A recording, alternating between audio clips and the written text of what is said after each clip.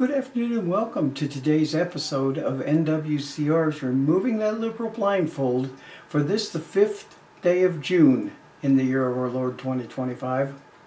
New Mexicans for the most part are not stupid, but we do not get the news that should keep us informed. And we don't have politicians who will tell the truth. From the Opinion Post News comes this one. Ledger Fernandez makes spectacularly dumb claim about Biden's border. I could intentionally make this broadcast and updates about New Mexico completely and never run out of stuff to say about their stupidity.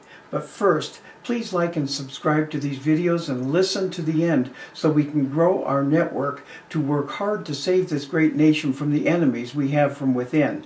And don't forget to hit that like button. That will help us grow also.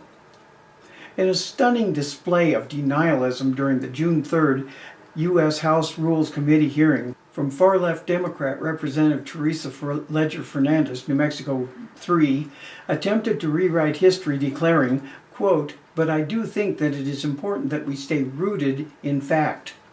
Democrats don't know fact. "And the reality is there were no open borders during Biden," unquote.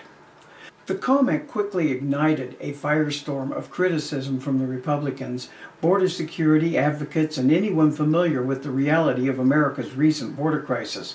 Ben Peterson of the National Republican Congressional Committee, or the NRCC, rebuked the statement on X, writing, quote, "Record-breaking millions of illegal immigrant crossings overwhelmed the borders towns, and cartel criminals running wild say otherwise," unquote. Ledger Fernandez's claim is not only false, it's blatantly contradicted by government data and the lived experiences of border state residents. During Joe Biden's term from 2021 to 2025, the United States suffered the worst border crisis in modern history, marked by record-shattering numbers of illegal border crossings.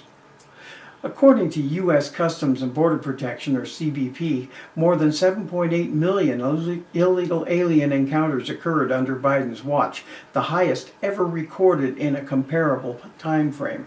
This doesn't even account for those who were not encountered or those who got away, estimated to be far exceeding a grand total of 10 million illegal aliens who lawlessly flooded into our country. Fiscal year 2022 alone saw a jaw-dropping 2.76 million encounters, and the crisis only intensified until President Donald J. Trump returned to office in January 2025. Since Trump's return, the border has undergone a dramatic turnaround. Reinstating policies like Remain in Mexico, expanding deportations, and authorizing the completion of the border wall, President Trump has overseen a 95% drop in illegal crossings compared to the same period the previous year, according to the Department of Homeland Security. Some immigration analysts, including those at the Center for Immigration Studies, have even noted that the U.S. is now experiencing the lowest levels of illegal crossings in decades, if not ever.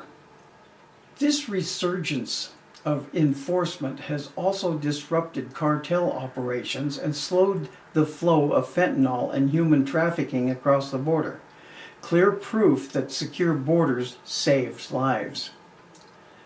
Compare that to the Biden years when the administration dismantled successful Trump-era policies on day one, ended Title 42, and effectively adopted a de facto open borders policy. The result was predictable. Overwhelmed border towns, surging crime, and lives lost at the hands of illegal aliens who should never have been released into the country in the first place.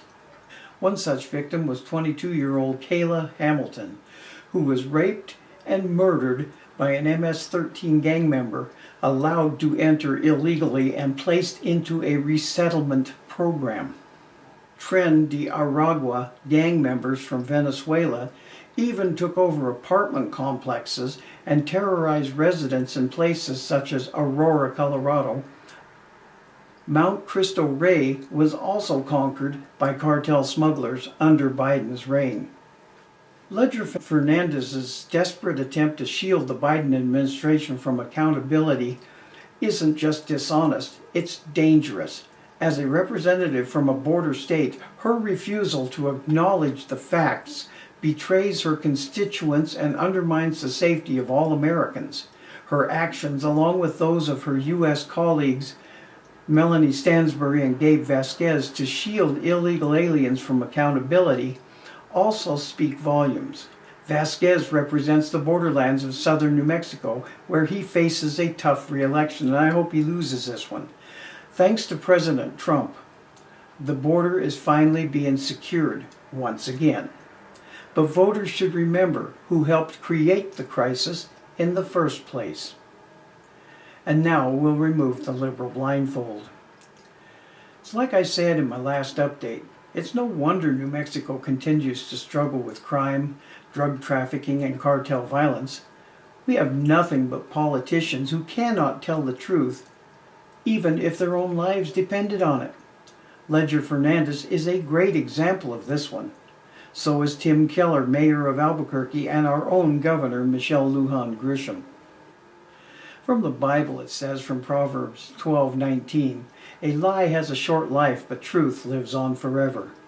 The only way that this is going to end here in New Mexico, like I said in the last episode, is with the next election.